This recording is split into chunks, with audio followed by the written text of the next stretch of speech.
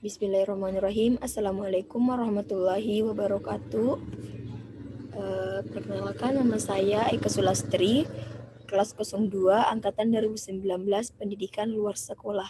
Jadi di sini saya akan menjelaskan atau memaparkan proposal manajemen program pendidikan non formal saya, yaitu pelatihan pengolahan jagung menjadi tepung di Kecamatan Amali, Kabupaten Bone.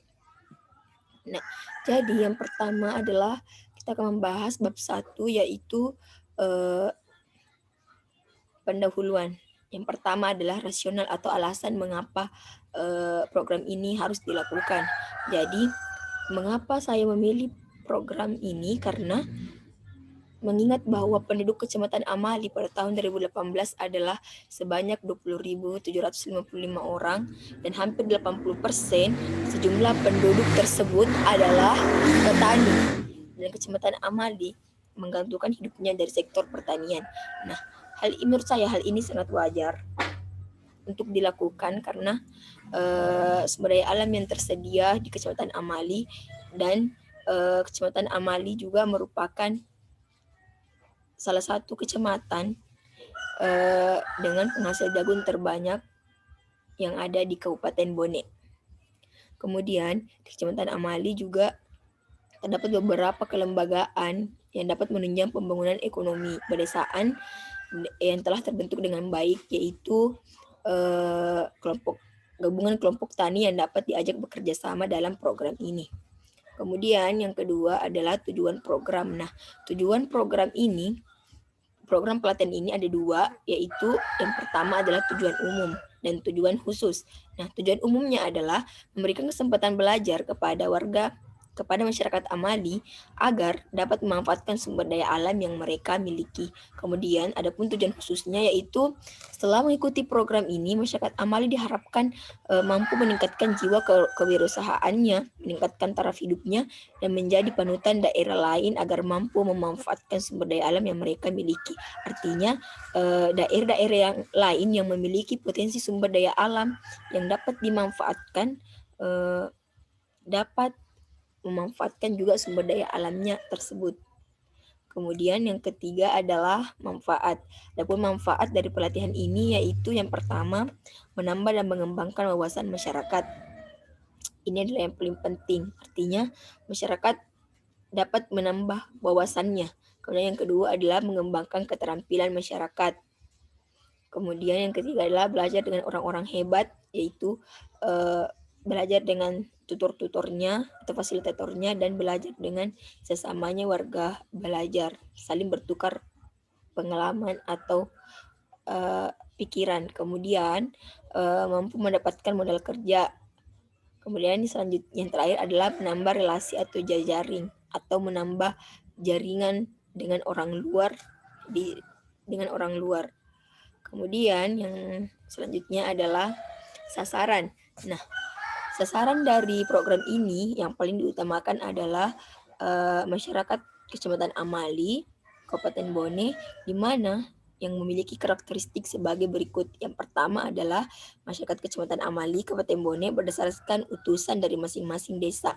Jadi mengapa menggunakan utusan dari masing-masing desa? Karena program ini akan berpusat di kantor kecamatan atau di kantor camat Amali. Kemudian yang kedua adalah sehat jasmani dan rohani dan mampu mengikuti program ini sampai selesai. Kemudian kelompok masyarakat usia 18 sampai 40 tahun dan tidak memiliki kesibukan atau pekerjaan yang lain serta tidak berkebutuhan khusus.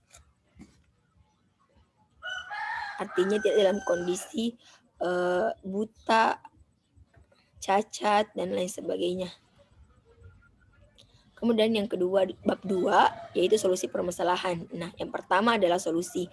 Adapun solusi yang saya tawarkan agar petani mampu membangun usaha tani dan mampu memproduksi hasil tani yang mereka miliki, terutama jagung yang merupakan hasil tani terbesar di Kecamatan Amali, yaitu dengan melakukan pelatihan pengolahan jagung menjadi tepung. Karena mengingat bahwa tepung jagung sangat sulit didapatkan di daerah-daerah, karena biasanya tepung jagung itu kebanyakan produksi dari negara luar atau biasanya yang banyak adalah dari Malaysia. Nah, pelatihan ini dapat sangat menunjang untuk meningkatkan perekonomian daerah mereka atau perekonomian daerah di Kecamatan Amali. Kemudian yang kedua adalah target luaran. Nah, adapun target yang ingin dicapai dalam program pelatihan ini yaitu pertama, setelah mengikuti program ini, masyarakat mampu menumbuhkan jiwa kewirausahaannya. Kemudian yang kedua adalah masyarakat mendapat keterampilan, artinya yang sebelumnya mereka tidak ketahui, mereka jadi mengetahuinya. Kemudian yang ketiga adalah dapat meningkatkan taraf hidupnya. Nah, jadi program ini diharapkan mampu meningkatkan taraf hidup masyarakat Amali. Kemudian yang keempat adalah masyarakat dapat mengembangkan perekonomian daerah. Nah, diharapkan program ini jika dapat berlangsung dengan baik, diharapkan dapat mengembangkan perekonomian daerah Amali sama dengan daerah di Kabupaten Bone, yaitu salah satunya adalah Arasoe yang merupakan penghasil gula pasir di Kabupaten Bone, dan sampai sekarang ini masih berjalan dengan baik karena di daerah Arasoe terdapat kebun yang dapat istilahnya adalah tebu. Memiliki di Arasoe itu banyak tanaman sehingga mereka memanfaatkan membangun pabrik gula, dan sampai sekarang ini masih beroperasi. Jadi saya terinspirasi dari itu agar Kecamatan Amali juga mampu membangun pabrik tepung jagung sama dengan daerah Arasoe yang mampu membangun pabrik gula pasir dengan memanfaatkan sumber daya alam mereka. Kemudian adalah yang terakhir, menambah wawasan masyarakat. Kemudian bab 3 adalah metode pelaksanaan. Nah, yang pertama adalah metode perencanaan atau metode pelaksanaan.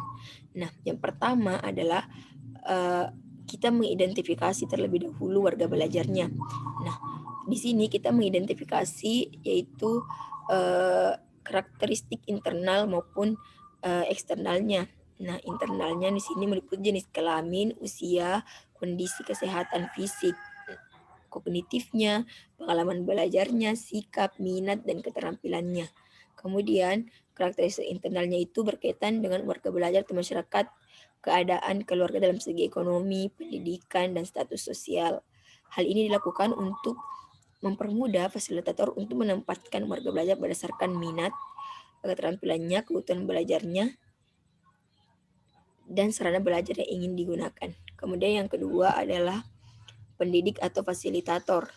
Nah, pendidik atau fasilitator dalam pelatihan harus memiliki kompetensi personal dan sosial, serta didukung dengan kualifikasi pendidikan yang memadai seperti latar belakang pendidikannya minimal sama bidang ilmu, minimal diploma 3 atau D3. Kemudian memiliki kemampuan untuk memberikan pelatihan dan pembimbingan mencakup aspek fasilitasi penyelenggaraan pelatihan, fasilitasi kaderisasi, dan menguasai metodologi pendidikan orang dewasa. Kemudian memiliki kemampuan untuk berkomunikasi dengan baik secara lisan dan tulisan, kemudian memiliki kemampuan dan sanggup bekerja sama dengan aparat pemerintah daerah yang mereka tempati.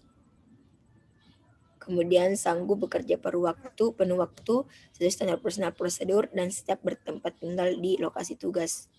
Kemudian pokok materi yang disajikan. Adapun materi yang akan dibawakan dalam program ini, yang pertama adalah tata cara pengolahan jagung menjadi tepung, kemudian cara pengaplikasian alat, mesin, penyaring, dan lain-lain, kemudian manajemen bisnis dan keuangan, praktik pembuatan tepung jagung. Ya, selanjutnya adalah metode pembelajaran. Metode pembelajaran yang diterapkan dalam pelatihan ini dengan pembagian kelompok masyarakat atau warga belajar berdasarkan asal desa dan proses pembelajarannya lebih mengutamakan praktik daripada teori, akan tetapi teori tidak dikesampingkan, akan tetapi lebih mengutamakan praktik karena sesuai dengan metode atau prinsip pendidikan orang dewasa, bahwa orang dewasa itu akan lebih tanggap jika mereka langsung melakukan daripada melihat dan mendengar. Nah, selanjutnya adalah persiapan. Persiapan adalah kegiatan sebelum memulai kegiatan.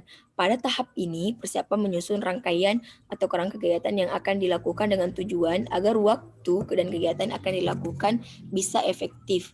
Nah, susunan dari tahapan yang dilakukan meliputi mempersiapkan sarana dan prasarana pembelajaran, mempersiapkan persyaratan administrasi, mempersiapkan bahan seperti jagung, mempersiapkan alat, mesin pemipil jagung, mesin biji giling biji-bijian, saringan, dan lain-lain.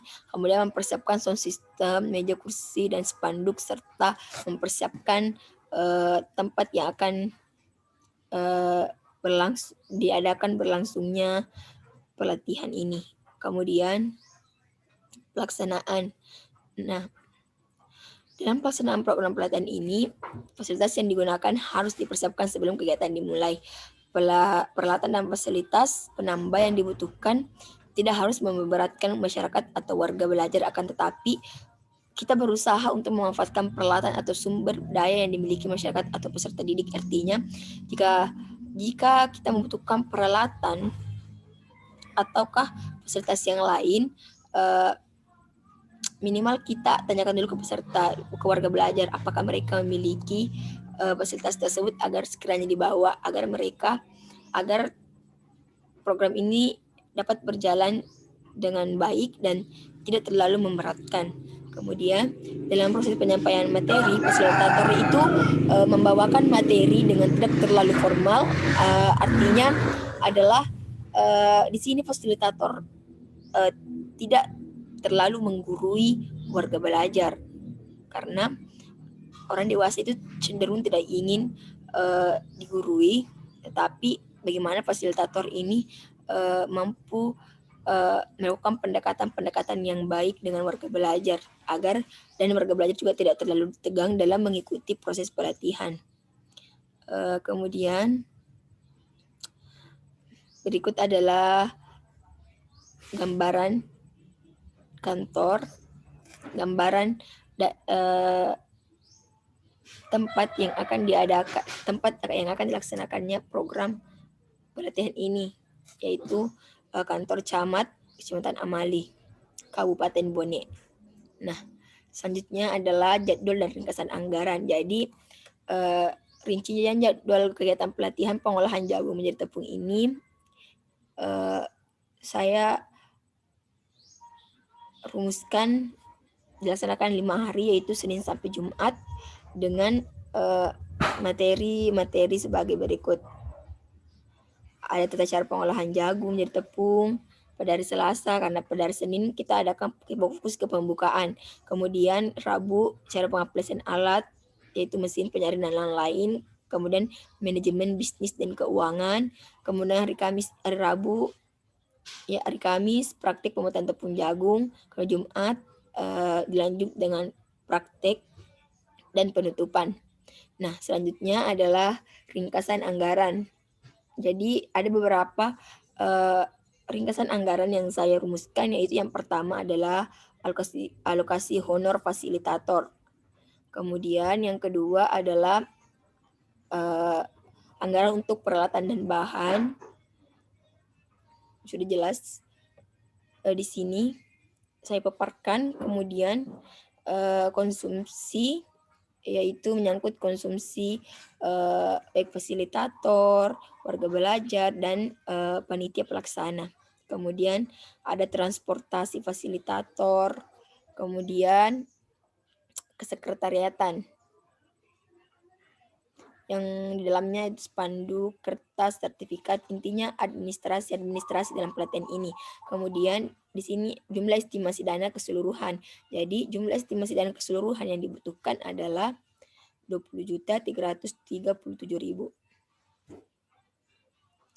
Nah, selanjutnya adalah lampiran-lampirannya. Di sini saya akan menampilkan gambar e-text yang akan dilaksanakan mitra. Jadi yang pertama adalah ada mesin pemipil jagung. Nah, itu digunakan untuk menggiling jagung agar menjadi lebih lembut dan terpisah dari cangkangnya. Kemudian ada penyaring. Jadi kita menggunakan penyaring ini agar jagung yang sudah diolah dengan mesin tadi lebih halus lagi dan lebih mudah untuk diolah menjadi tepung. Nah, dan ini adalah peta lokasi mitra.